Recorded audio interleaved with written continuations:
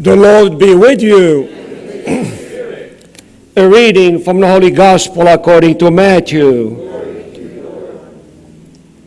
Jesus said to his disciples, "Not everyone who says to me, 'Lord, Lord,' will enter the kingdom of heaven, but only the one who does the will of my Father in heaven.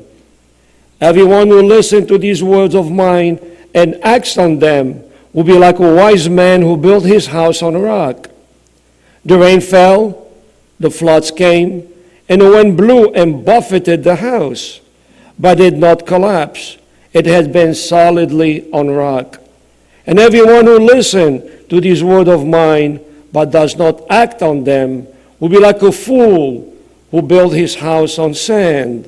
The rain fell, the floods came, and the winds blew and buffeted the house, and it collapsed and was completely ruined." The Gospel of the Lord. Praise to you, Lord Jesus Christ. At the age of 14, I won a scholarship at Don Bosco Salesian. This is back in Egypt. And apparently they are going to send me to Italy to take my study and become a clergy. And my mother said, "No, you are not taking my son away from me." I was the only son, very possessive. Of course, in the Middle East, they raised the boy to later on support the family. There was a Middle East mentality. Apparently, in 2003, I received a letter from the Diocese of Miami inviting me to this ministry. The message is that when God calls someone, no matter what, he'll get you, if you're 14 or 50. Amazingly enough, today, it's a special day for me.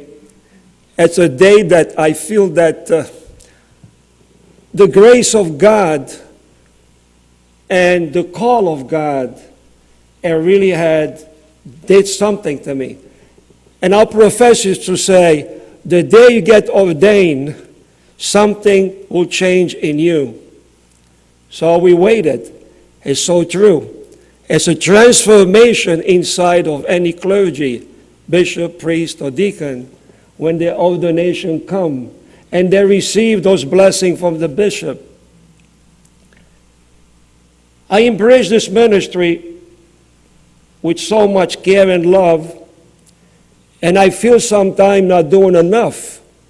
But doing the best the person can do serving the Lord. It's a ministry of care, ministry of service. You know what deacon mean? You know what deacon mean? Servant. Servant. And the first introduction we had by this beautiful professor, he said, is this: you are the slave of the slave, because your name going to be slave. Deacon. Amazing the way this ministry is all about. Even St. Paul talk about it. So again, my dear brothers and sisters, today it's the day that we all have a good memory from our past. Our wedding, birth of a child, even celebration. We always remember something good. Today it's remembrance of something so special in my life. And my wife, Mary, it was an instrument to help me through it. And did you know that she had to sign for me to get ordained? The wife had to approve, giving her husband to the church. And that's what she did. And to this day, she has no problem with that. And thanks be to God. When we read the gospel today, it's an amazing gospel. I was telling Father Ivan, this gospel is a challenge to all clergy. It says, "Not everyone who says to me, 'Lord, Lord,' will enter the kingdom of heaven, but only the one who does the will of my Father in heaven." So what that mean? That we can go out and preach and just talk and hot air, or we live while we preach, and we see exactly what we are called for. Even lay people, when they like to preach the word, before you preach, make sure you live it. Make sure you act upon it. is to example of our action that our word count. We can say anything we want and walk away and say, well, I guess I'm pretty good. I had a good homily or I had whatever, and then go out and do the opposite. And what did God say us, Jesus Christ? Everyone who listens to these words of mine and acts on them will be like a wise man who built a house on a rock. But if you don't do that, what happened? You're going to fall. You will fall, and it said, the rain fell, the flood came, and the wind blew and buffeted the house. And it collapsed and was completely ruined. What that mean? And then we need to live our faith. We need to believe we have to believe all we believe in. We have to have that faith. Especially, I'm very strong in the Holy Eucharist. You know what the first mission of a deacon? It's a Eucharist. The first service of a deacon is to give communion and preach. The first service of the deacon is to preserve the holiness of the holiest of the Eucharist. Is to implement and follow up with so much reverence. Sometimes we don't do enough as Catholics to revere, to adore, to respect the Holy Eucharist, the tabernacle, which is the holiest of the holiest. When God said to Moses to build the way he wanted, the Ark of the Covenant, and build those curtains, there were so many courts before you get to the holiest of the holiest.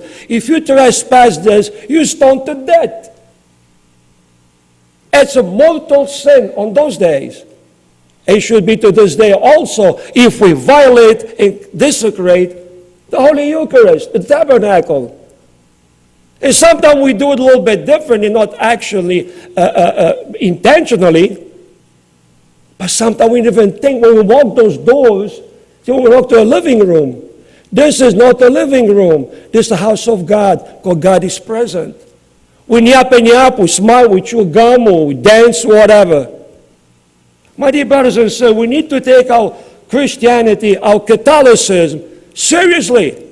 This is a serious stuff. This is not to be played with, and not even to temper, to add and subtract. And one more word that the professor said to us: if you are here to add and subtract of what we're giving you, you don't belong here. It's a tough word, isn't it? My dear brothers and sisters, we all want good things. We're all here, and thank God for all of you are here. We want to always be happy. We always want to have everything in life. Are we worthy? Are we? Are we worthy really to have Christ in our lives? This Advent season, beautiful season, to prepare ourselves. Why? Well, prepare ourselves for what? It's to be worthy to receive Christ. To be worthy to say in our home, Lord, come, Lord. Come, Lord. We prepared a beautiful candle here, the Advent wreath. You got the first Sunday, you got 3 more Sundays, and then you got the day of Christmas. So again, in closing, I want to thank the good Lord for this day in gratitude for all He's been giving me and giving you all also. We need to be a people of gratitude. We need to be a people of thankful. We need to be people with an attitude of gratitude, my dear brothers and sisters. And you know something? The more miserable you are, the worse it gets. The more you complain, it gets worse either. The more you kind of face sad that, nothing is right on your life, it gets worse. So you want to be happy? Smile. Have an attitude of gratitude. Amen.